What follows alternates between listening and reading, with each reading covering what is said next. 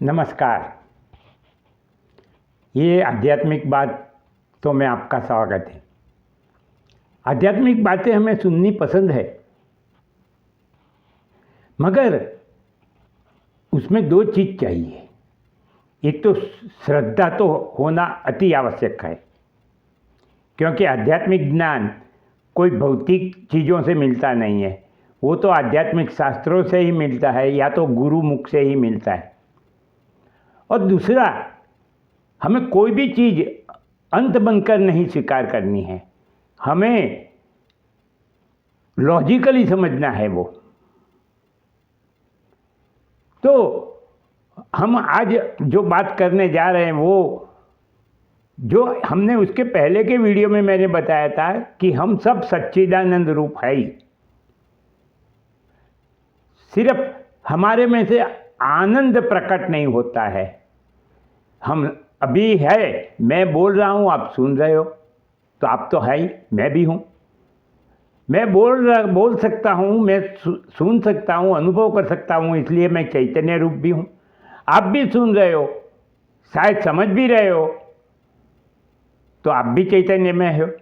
सिर्फ इतना ही है कि हम में से आनंद लक्षण हर वक्त प्रकट नहीं होता है। कभी कभी हम आनंदित होते हैं और ज़्यादातर हम चिंता, भय और दुख से घिरे रहते हैं।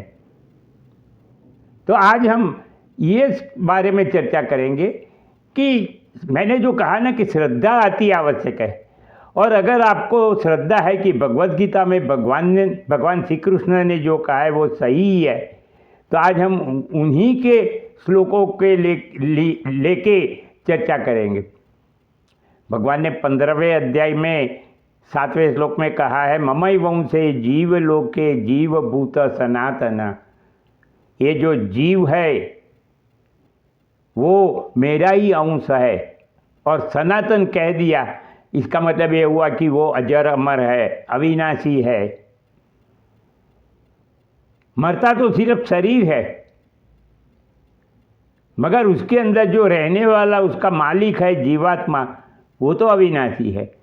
वो तो इस देह को छोड़ के नए देह को पकड़ने वाला ही है या पहनने वाला है। आप ऐसा कहिए भगवान की भाषा में। भगवान ने एक श्लोक में कहा है कि जीवात्मा इस एक जूने वस्त्र छोड़ के नए वस्त्र पहन लेता है।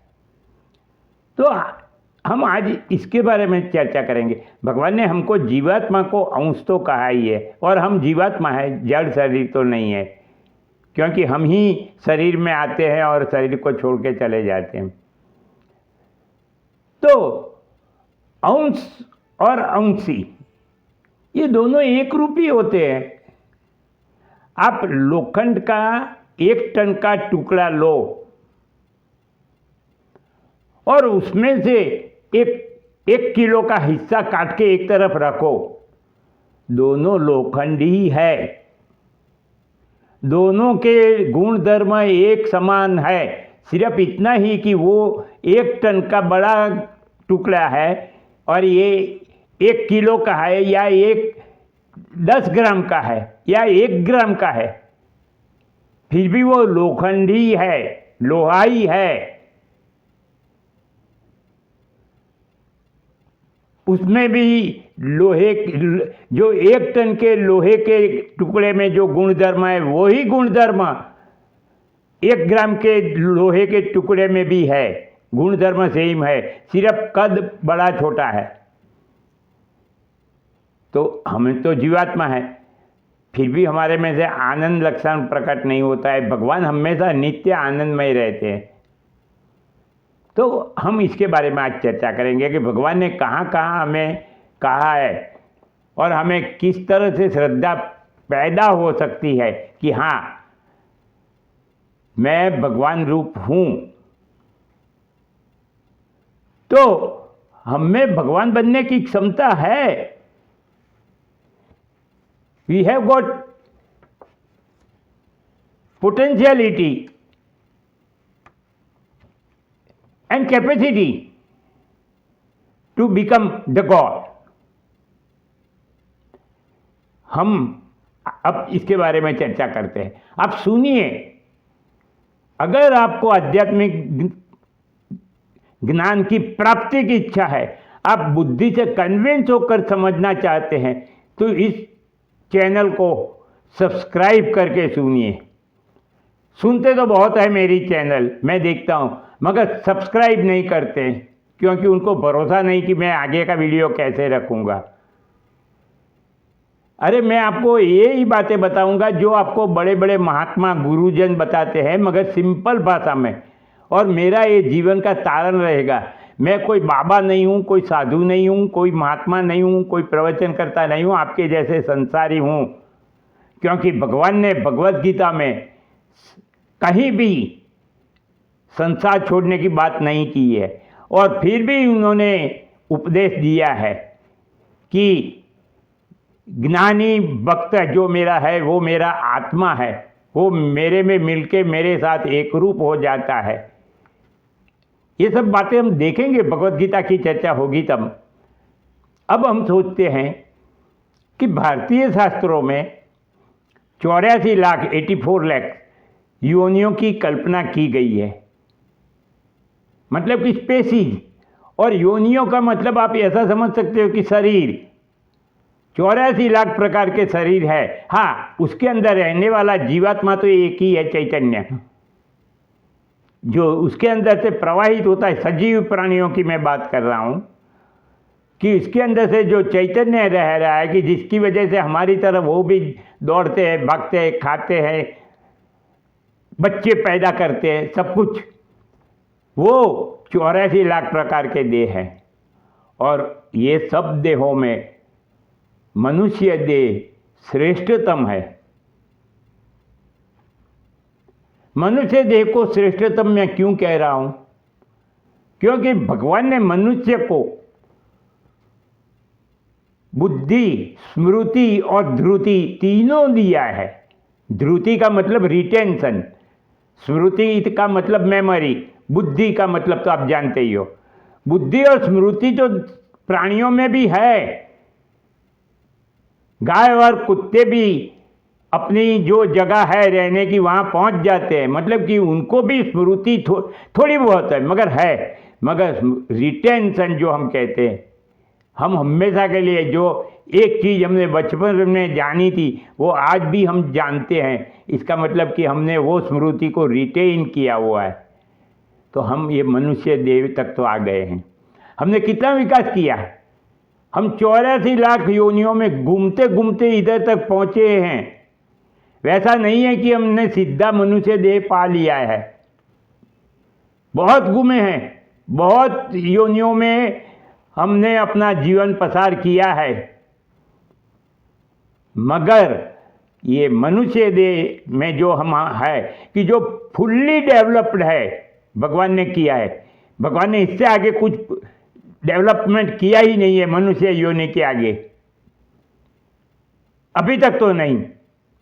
और हो सकता है कि अन्य ग्रहों पर हो हमसे भी ज़्यादा बुद्धि वाले इंसान, मगर हमें पता नहीं। जब तक हमारी बात है तो पृथ्वी पर तो मनुष्य देह एक सर्वश्रेष्ठ देह है। तो अभी हम ये देखेंगे कि हम मनुष्य की तरह पैदा हुए हैं, और अगर मनुष्य की तरह ही मर जाएंगे तो हमने क्या पाया, हमने क्या विकास किया? ऐसा तो नहीं है कि मनुष्य देह वो डेवलपमेंट की अंतिम स्टेज है। मनुष्य के आगे भी एक स्टेज है। क्यों है? क्योंकि हम भगवान में मानते हैं। हम भगवान को अपने से भी सर्वश्रेष्ठ मानते हैं। तो हमें भगवान के स्टेज तक पहुंचने की हमारे में क्षमता और कैपेसिटी है कि नहीं, वो तो है ही। भगवान श्री कृष्ण ने भगवत गीता में बार बार कहा है कि मेरा भक्त, ज्ञानी भक्त मुझ में मिल जाता है, मेरे साथ एक रूप हो जाता है, मुझ में मिल जाता है, या मेरे साथ एक रूप हो जाता है का मर्ज हो जाता है। या एक रूप हो जाने का मतलब क्या है? कि आप वही रूप के हो जाते हो जो भगवान का रूप है। मतलब कि आप भगवान बन जाते हो। अगर ये पॉसिबल नहीं होता, शक्य नहीं होता कभी, तो भगवान ऐसी बातें करते ही नहीं। भगवान उसी बातें करते हैं कि जो लॉजिकली बुद्धि से आपको कन्विंस हो सके। बहुत टाइम लगेगा आपको समझने में, उपनिषद की बातें मैं कर रहा हूँ, इसलिए भगवत गीता के श्लोक में बोल रहा हूँ, मगर मैं बातें उपनिषदों की कर रहा हूँ। तो आपको, अगर आप सब्सक्राइब करोगे, मुझे 4-5 हज़ार कमिटेड श्रोता मिलेंगे, तो मैं आपको सब उपनिषद समझाऊंगा, सुनाऊंगा। हो सकता है कि आप भी उसको बुद्धि से कन्विंस होकर स्वीकार कर लो। तो मनुष्य के आगे अब कौन है? मनुष्य के आगे सिर्फ भगवान है, क्योंकि हमने बोला ना कि भगवान ने मनुष्य देह को रच कर आगे का डेवलपमेंट नहीं किया है, वो खुद ही रहे हैं। तो अब मनुष्य से आगे कौन है? मनुष्य से आगे भगवान है। तो हमें अगर प्रगति करनी है, विकास करना है, तो हमारे पास एक ही ऑप्शन हो या स्टेज है कि हम खुद भगवान बन जाएं। और बन सकते हैं, क्योंकि भगवान श्री कृष्ण ने गारंटी दी है। अगर भगवान हमारे में क्षमता और सामर्थ्य, मतलब कि कैपेबिलिटी, पोटेंशियलिटी न होते, तो भगवान ऐसा वचन क्यों देते? हम अभी सुनते हैं, भगवत गीता में बार बार कहा है। मैं सब श्लोक तो आपको नहीं सुना पाऊंगा, वो भगवत गीता जब हम डिटेल में चर्चा करेंगे तब करेंगे। मगर आज मैं आपको 3 उदाहरण दे रहा हूँ। भगवान ने भगवत गीता में जो कहा है वो, और उसी पर से हम कंक्लूजन पर आएंगे कि हम में भगवान होने की, परमात्मा होने की क्षमता और सामर्थ्यता, पोटेंशियलिटी एंड कैपेसिटी है। अब हम वो देखते, भगवान ने अलग अलग अध्यायों में कहा है। पहले हम देखते हैं 4थे अध्याय का 10वां श्लोक, जिसमें भगवान श्री कृष्ण कहते हैं, ज्ञान तपसा मदभाव गताहा, अर्थात कि ज्ञान और तप से वो मेरे भाव रूप हो जाता है, मेरे भाव के अनुरूप हो जाता है, मतलब कि मैं जैसा हूं वैसा बन जाता है। भगवान ने कोई गपशप नहीं की है या कोई अंधभक्ति करने को हमको नहीं कहा है। उसको डिटेल में समझने के लिए तो हमें उपनिषदों का आसरा लेना पड़ेगा, क्योंकि भगवत गीता उपनिषदों का सार है। और भगवान सब कुछ उपनिषदों में जो कहा है वो सब कुछ 700 श्लोक में तो नहीं कह सकते, तो उन्होंने कोशिश की है। मगर हमें आगे अगर सीखना है तो उपनिषद भी पढ़ने पड़ेंगे। तो ये रहा 4था अध्याय का 10वां श्लोक। भगवान ने फिर जाके 11वें विश्व स्वरूप दर्शन योग में 54वें श्लोक में क्या कहा है? ज्ञातुम द्रष्टुम च तत्वेन प्रवेष्टुम। प्रवेष्टुम का मतलब प्रवेश कर जाता है। प्रवेश कब कर सकता है एक चीज दूसरे में? कि जब दोनों एक रूप हो। मुझे जानकर, मेरे वास्तविक स्वरूप को, मेरे सच्चे स्वरूप को जानकर, देखकर वो मेरे में प्रवेश कर जाता है। आपको भगवान में प्रवेश करने का अधिकार तभी मिलता है कि जब आप खुद भगवान रूप हो। और भगवान ने फिर 18वें अध्याय के 55वें श्लोक में कहा है, ततो माम तत्वतः ज्ञात्वा विशते तदनंतरम। मुझे तत्व से जानकर, मेरे सच्चे स्वरूप को जानकर, वो इमीडिएटली मेरे में मिल जाता है, मेरे एक रूप हो जाता है, मेरे जैसा हो जाता है। ये रही बात ये। अब दूसरी तरह से हम देखेंगे, भगवान ने वासुदेव सर्वमिति कहा है 7वें अध्याय के 19वें श्लोक में। तो उन्होंने ये कहा कि सब कुछ परमात्मा रूप है। जब सब कुछ परमात्मा रूप है तो हम भी परमात्मा रूप हैं। तो हम ये देह बन के भाग्य के गुलाम क्यों जी रहे हैं? क्योंकि ये देह भाग्य का गुलाम है, हम नहीं हैं। मगर हमने अपने आप को देह मान लिया है तो देह के भाग्य को भी अपना मान लिया है। भाग्य साकार वस्तुओं का होता है। हमारे जैसे निराकार, निर्गुण, निर्विकार, अविनाशी को भाग्य नहीं होता है। हम तो दूसरे का भाग्य भोग रहे हैं।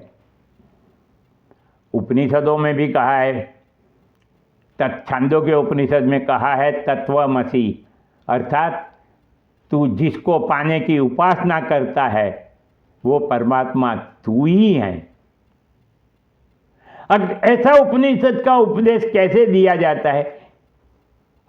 ऐसा भी नहीं है कि मैं पहले ब्रह्म नहीं हूं, अभी मैं ब्रह्म की प्राप्ति, परमात्मा की प्राप्ति के लिए उपासना करूंगा और उपासना करने के बाद मुझे ज्ञान होगा, तब मैं ब्रह्म रूप होऊंगा।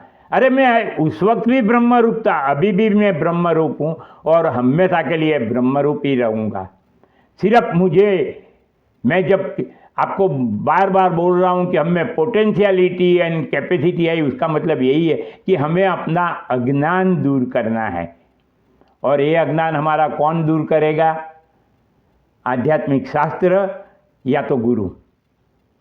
आपको अगर भाग्य के गुलाम बन के नहीं जीना है, हर वक्त आनंद में रहना है, तो आपको आध्यात्मिक शास्त्रों का श्रवण करके तुम्हारी बुद्धि को कन्विंस करके स्वीकार करना पड़ेगा कि मैं ब्रह्म रूप हूँ, भाग्य का गुलाम नहीं हूँ। तो इन शॉर्ट में कहूँ तो भगवान ने हमें स्वतंत्र इच्छा शक्ति, विचार शक्ति, बुद्धि, स्मृति, धृति इतना सारा दे दिया है। अब हम किसका इंतजार कर रहे हैं? क्यों हमें हमेशा के लिए ऐसे ही जीना है मरना है? इस देह को छोड़ के दूसरे देह में और हो सकता है कि अगला जन्म मनुष्य का ना भी मिले। मनुष्य का जन्म मिलना भी दुर्लभ है, और फिर भी आप इंतजार कर रहे हो। और आप ये मत सोचो कि मैं कमा लूँगा, जिम्मेवारियाँ पूरी कर लूँगा, तब जाके मैं ये आध्यात्मिक ज्ञान की प्राप्ति करूँगा। बहुत देर हो जाएगी। मेरी उम्र 75 साल है, अब बहुत देर हो चुकी है। अगर मैं फिर से उपनिषद पढ़ने जाऊँ तो मेरे भाइयों बहनों, आपको फिर मैं कह रहा हूँ कि अगर आपको सब कुछ जानना है सिंपल लैंग्वेज में, आपको रस पड़े इस तरह से, तो इस चैनल को सब्सक्राइब करो। आपके स्नेहीजनों को भी सब्सक्राइब करके सुनने को कहो। अब हम अगले वीडियो में मिलेंगे, तब तक मेरा नमस्कार।